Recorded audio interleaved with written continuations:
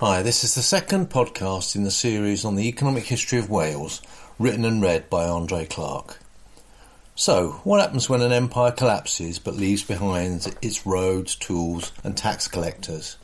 Well, that's exactly the situation Wales found itself in after the Roman Empire collapsed, and it took a long time for Wales to get over it.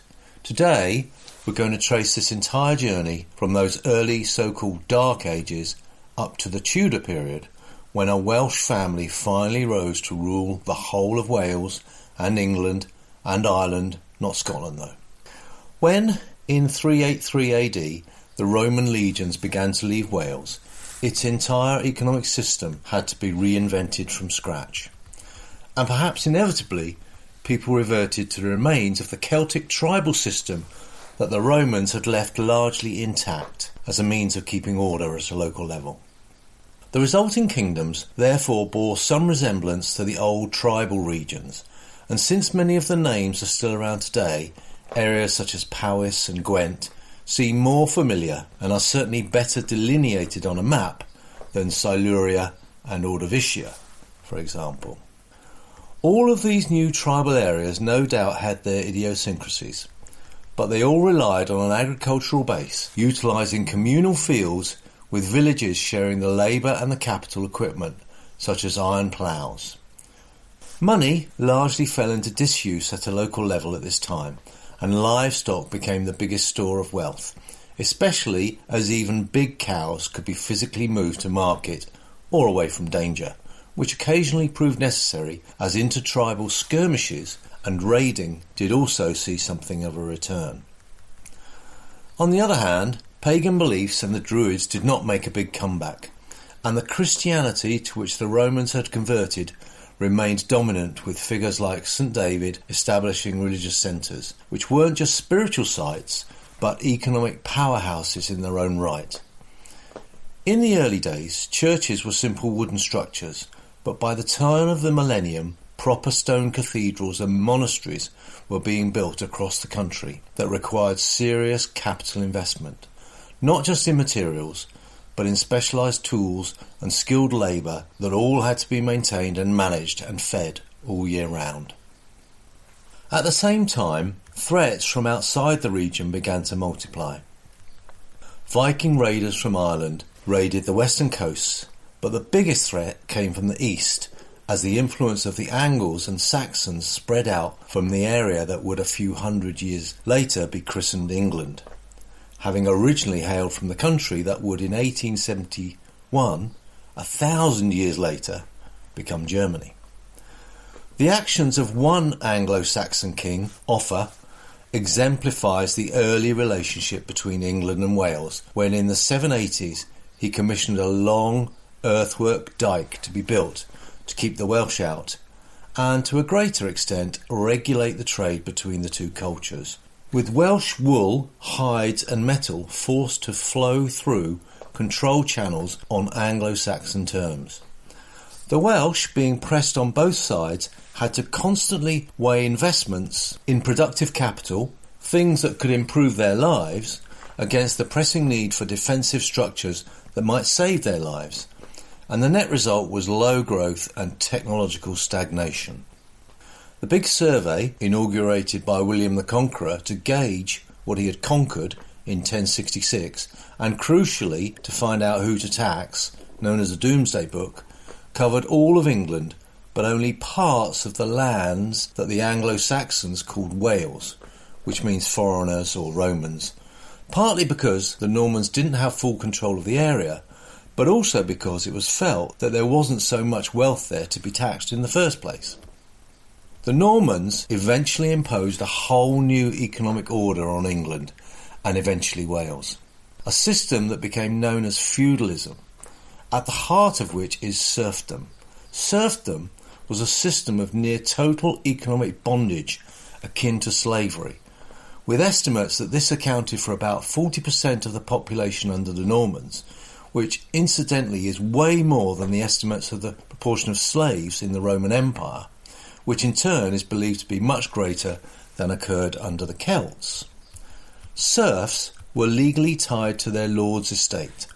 If they tried to escape, they'd be hunted down and branded, literally marked as property. When they weren't trying to escape, they typically did 3 days unpaid labour every week, plus arbitrary tillage payments whenever the lord needed money. While the rest of the time they would try and grow enough food for themselves or do enough other work to ensure they didn't starve. Above the serfs were peasants who potentially owned land or who paid to use it, but either way had freedom of movement. Above them were knights and barons who sometimes got granted land for services to the lord of the manor, who was granted the land by the king. These manors could encompass villages and towns as well as actual land. The long chains of obligations that this created ensured stability, but there was little regulatory oversight, so what actually happened in each manor varied considerably. There were some rules, but power was the first rule. If, for example, we look in terms of women's rights in Wales, the rise of the Normans meant a decline in women's inheritance rights in favour of male heirs. And although women could pass land on, it wasn't so easy, as all kinds of feudal obligations had to be considered. And even for noble women, the system prioritised keeping land under military capable, i.e. male control. Even Eleanor of Aquitaine, the richest heir in Europe, was allowed to inherit, but in practice she wasn't allowed the power that would give her, and she was first forced to marry the King of France and then later the King of England. The dependence on agriculture and therefore the weather might have been offset by accumulating surpluses, but the hierarchical Norman system meant that the lack of growth created a distributional problem, which we can see by looking at what little technological innovations were handled. For example, the invention of the horse collar meant that ploughs could be pulled by horses rather than the ponderously slow oxen. But although this increased output, all the extra was taken by knights, barons, lords and the king, which, if anything, made the poor relatively poorer and certainly did nothing to encourage enterprise and innovation. The Welsh, led by figures like Llewellyn ap Griffith, resisted English encroachment and attempts to impose English laws and customs, but when his brother launched a full-scale rebellion, Edward I of England invaded Wales and built castles such as Harlech throughout the land to solidify his control.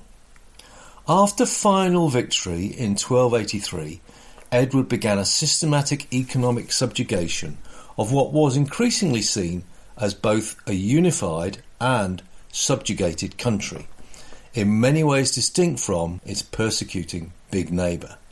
First came the Welsh subsidy, which sounds harmless, particularly given that nowadays England does indeed send a subsidy to Wales, but actually it was a tax, generally paid in silver, that extracted rather than added value to Wales, but also literally drained it of its silver and misallocated Welsh resources towards finding more of this essentially useless metal. At the same time, English lords were busy with land grabs, particularly of the fertile valleys, pushing Welsh farmers into the less profitable uplands. Trade restrictions piled on the misery too. Welsh merchants, for example, suddenly found themselves locked out of markets because they were identifiably Welsh. What developed was a lopsided system where raw materials, especially wool, flowed east, while finished goods like wool and cloth were imported back west at inflated prices. Then everything changed when the Black Death arrived in Wales in 1349. Then, between a quarter and a half of all the people across Wales died because of tiny bacteria transmitted by fleas. If you were fortunate enough to be spared, the period that followed was characterised by significant labour shortages and the first rise in real wages in generations.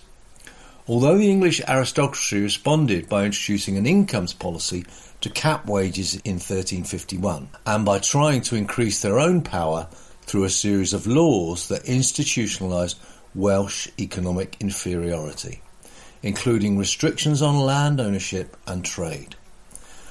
The degree to which capital machines could substitute for labour was small at this time. For example, a plough, even with horses pulling it, would not go in a straight line without someone to guide it. One effect of the problem of living in the countryside was a move of population back to towns to break the link to land and therefore serfdom. And in many towns, guilds of artisans would form and force wages up for particular skills and trades by restricting the supply of labour into those trades. The lack of people following the Black Death also meant that the money supply per person also rose, which led to a bout of growth, but also of inflation. Given that we had both supply restrictions and rising money, we might expect that inflation to have been pretty bad. But it wasn't, because although it was increasingly English coins that were being used, the English royalty did not debase the currency until Henry VIII some 200 years later. Thereafter, Wales entered a period of insurgency, which led to further oppressive reactions from the English, which in turn increased the feeling that Wales was a separate country and a bullied one at that. One famous example was the rebellion led by Owen Glyndŵr, who by 1405 controlled most of Wales, but by 1415 had disappeared following a string of defeats. Things did later in the same century change significantly in Wales, however, when the Tudor family took over the English throne, as the Tudors were of Welsh Celtic descent and were initially proud to claim themselves as such. The fact that there is a legend that the War of the Roses continues in ghostly form on Penavon is a reminder that Wales was not entirely isolated from this dispute between English neighbours. And indeed, as I look down the list of lords and ladies on the winning side, I see family names of people who still own much of Wales. The victor, Henry VII, the first Tudor monarch, was raised in Pembroke Castle and first went into battle backed largely by Welsh troops, and allegedly it was one of his Welsh generals who killed his rival to the throne, Richard III.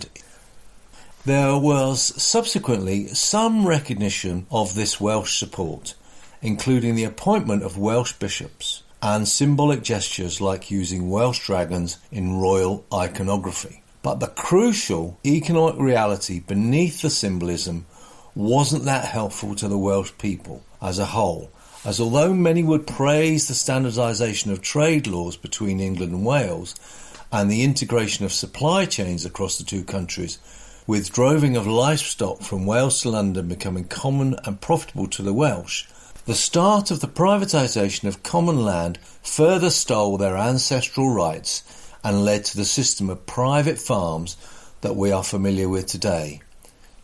Also, taxation continued to favour London, and the centralisation of power to raise taxes and print money continued apace. The later Middle Ages did see more technological advances, but still nothing like what had gone before in Roman times, or, indeed, what was about to come in the Industrial Revolution. But increasing trade, the growth of cities, and the acceptance of standard coinage and laws meant that it became profitable to innovate, and small changes began to accumulate at this time, and therefore the lives of many improved. And as a result, the population began to grow again. In terms of agriculture, while the rise of privatised farms was bad news for many in Wales, the fact that farmers could profit from small improvements in efficiency led to a series of minor but accumulating improvements in processes, including the use of legumes, peas and beans, to restore nitrogen to the soil, marling, the adding of clay to sandy soil, and more systematic manuring techniques, including the use of what was called night soil, where human waste was collected from the expanding populations of towns and cities. So, by the end of the Middle Ages, in Wales, we'd gone from tribalism to nationalism, but also from tribalism to subjugation. We'd also gone from mostly barter to mostly money, and we'd definitely become more aligned with English and indeed international trade networks. We were more technologically advanced, the roads were getting better, the tools were sharper, the farming more efficient, and the mass slavery of serfdom had come and gone, since under Tudor rule, peasants had become tenants, paying to use the land rather than being bound by their ties to it. On the other hand, that still meant they were paying for something they used to own. In the next podcast, we'll see what those who now owned the land did with it. But before we go, we have to discuss something very important about the later Middle Ages, but which is rather slippery. Imagine a market in Roman times, possibly a fish market, but it doesn't matter because that's not the slipperiness I'm referring to. Now imagine the same market in Tudor times. What's the difference? There's a few species that we see more of, more herring, more cod, and others that we see a bit fewer of. You'll be lucky to find anchovies, for example.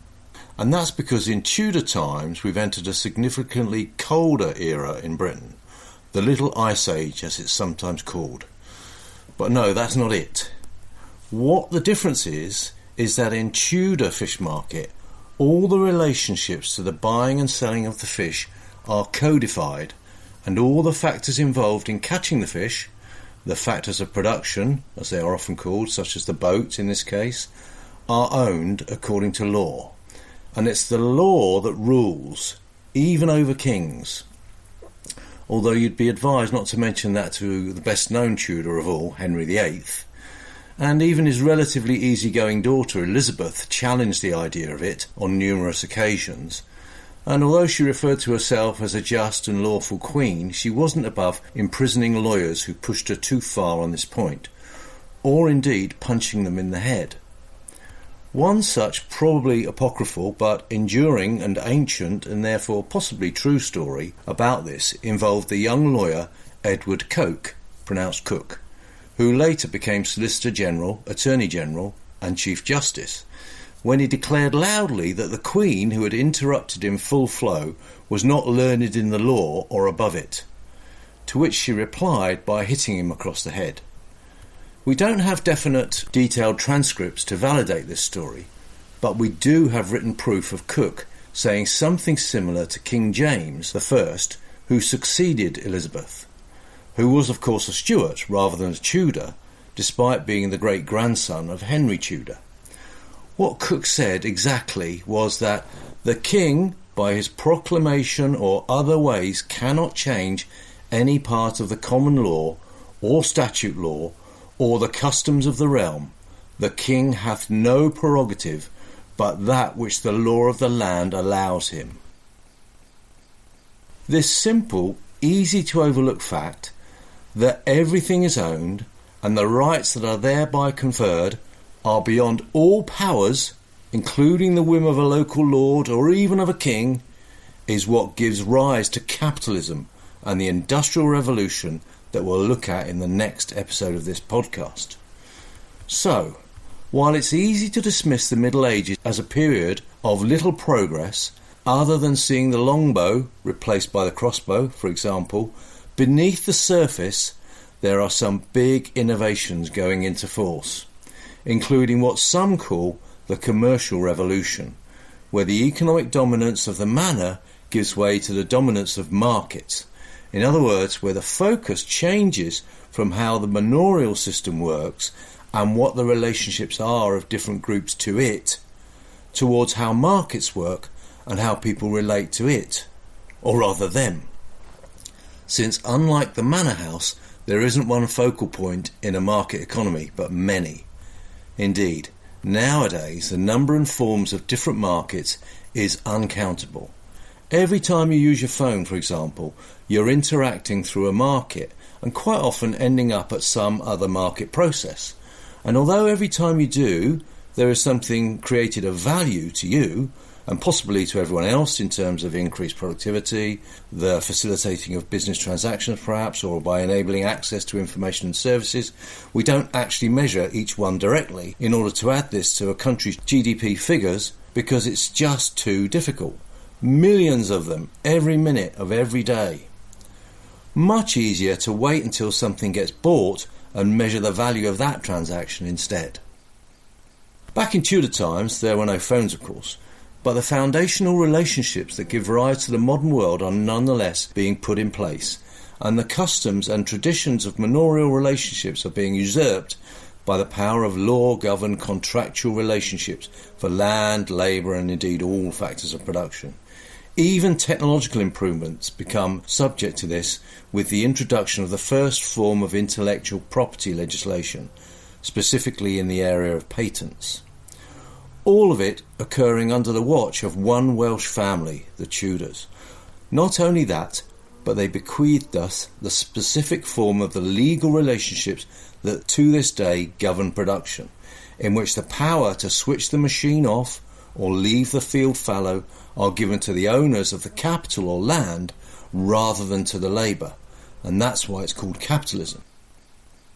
Well, the idea that a Welsh family gave the world capitalism is probably a good place to stop for now. So, see you on the next podcast.